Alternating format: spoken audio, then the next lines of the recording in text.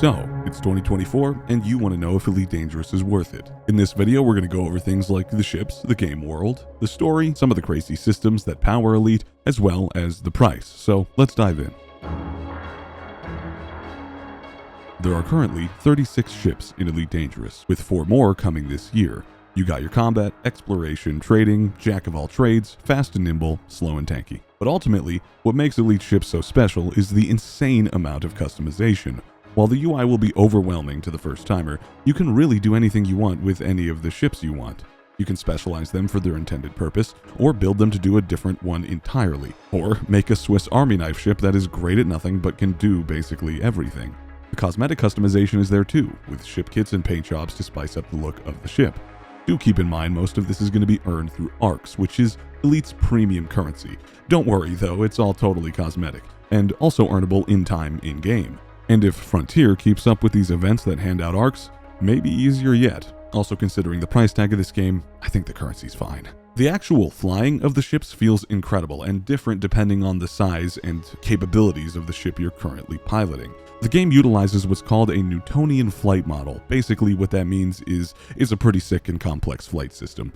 Also, the UI being physical parts of your ship let you operate way more than you would expect from a video game. It's pretty cool. There is a skill curve, and you will bump into things a lot in the beginning, but that's just you earning your wings. Once you get the hang of it, you really do feel like Batman. Well, Game of Worlds would be a better way of putting it. Elite has a 1-to-1 scale Milky Way galaxy within it, with billions and billions of star systems to explore, with probably some of the most fleshed out exploration gameplay that has ever been made. The planet tech itself can be dull, but also quite breathtaking. The Stellar Forge system that put this whole galaxy together utilizes scientific data, and the skybox accurately reflects where you are in the galaxy. So if I select a nearby star, I can see it, and it's actually not far away. Of course, orbits, temperature, gravity, and such are all simulated as well. Currently, the landable planets present in Odyssey, don't worry, we'll get into what that means in a minute, are non- and light atmospherics. Honestly though, I don't think Elite Dangerous Vanilla is my sort of game. I'm mainly interested in games that focus on telling a story that I can interact with and influence as the game unfolds, and that's just the way that I am. The biggest thing that was added, at least the story development wise, which you don't have actually story in the game at all, was Thargoids, the aliens, which you can fight now. But there's literally no story at all except for some excerpts, and that you need to piece together one piece by piece, or find someone who has already pieced together the history of the galaxy. This is one of the biggest misconceptions I hear about Elite way too often. In reality, Elite absolutely does have a story. It's just told in a more unique way. See, the lore of Elite has been being worked on since the 1980s with the release of the original game, so there's quite a bit to dive into if you're ready for the rabbit holes. In terms of the in-game situation, it's told in real time, which means that if the specific chapter of the narrative is over, it's over. For example, this is HIP 22460, a star system where a major narrative event happened over a year ago, and it looks like this now. If you go to the location where this thing is today, you'll find this. Granted, there's like 7 more of them to fight in game right now, but this one is dead, and the 7 others will be soon too. Elite's story, and well, gameplay in general, is the ultimate I was there situation, because when it comes to Elite, you were there. Not only were you there, but you probably contributed to the situation. The narrative is steered by both the players and the developers, and utilizes a BGS system, which we'll get into in a moment as well. Because of the nature of it, there are dull periods that last any number of time, really, and a lot of it has resulted in just reading or listening to some very well voice-acted and produced logs. But whenever a narrative event comes to a climax, and an event does take place, it'll be a gaming memory you won't forget.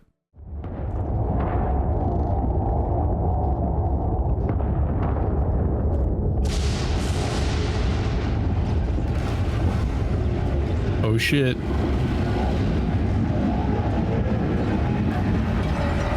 I hope we're far enough back. Oh god.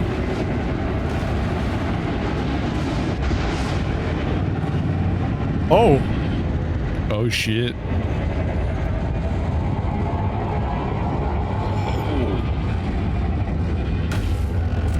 Oh! Oh my god! Oh goodness. Holy shit! Oh my god. What? Cool off, I'm burning. Okay. The cloud's gone. Oh my god. Are we intended to just watch it explode at this range? It must be, right? There's still strikes happening. So is there going to be a secondary explosion? Maybe we're supposed to watch it from this distance. Maybe. I'm gonna start boosting towards it. Not like I'm gonna get there anytime soon, but I am. Oh, something's happening.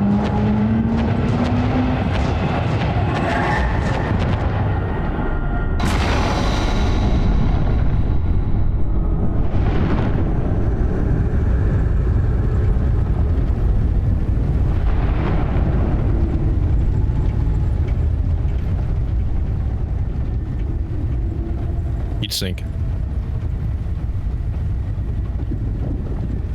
Dude.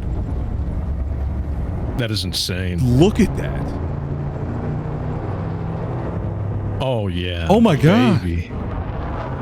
Dude, that is crazy. But during the narrative lulls, there is still so much more happening at the same time.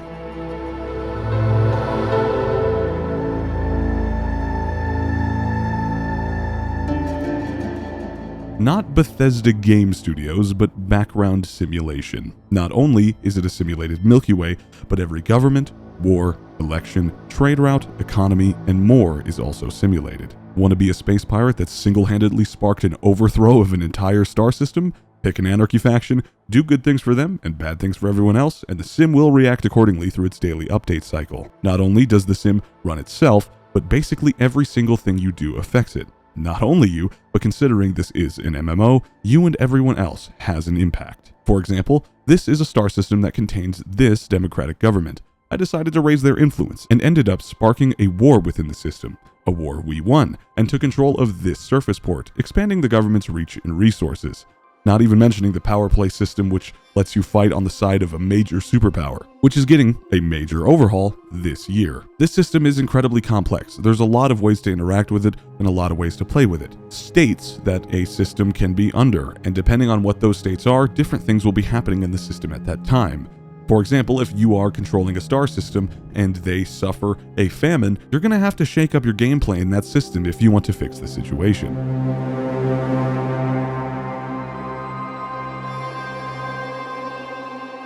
The way Elite handles expansions is not quite like other games. In 2014, you were a pilot, in a spaceship, in space. That's it. No getting out of your ship or landing on planets. The Horizons expansion gave players the ability to land on non-atmospheric planets and drive around in these SRV buggy guys. Odyssey came out in 2021, and as you can see, wasn't received well. It came out in a pretty sorry state, and while the content on offer is pretty cool, it's not what a lot of people at the time thought it would be. But it has been years since then, and Odyssey is in a much better state. I would still recommend a pretty decent PC to run it, but ultimately I would recommend you play the game with Odyssey, as it comes with some upgrades to the tech running Elite, and is the only way to experience new content coming to the game guaranteed. This brings me to one last thing.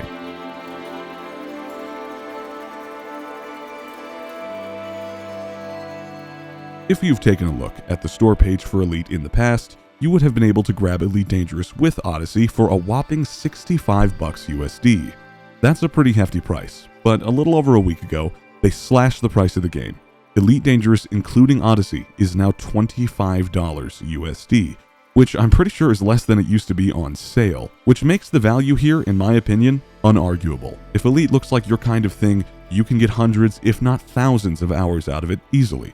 And while both the Odyssey expansion and Elite itself are far from perfect things, the price is beyond worth it in my opinion. Not to mention, a pretty optimistic looking year ahead. If you want to get in on the Elite Dangerous experience, it's the best time it's ever been to do so.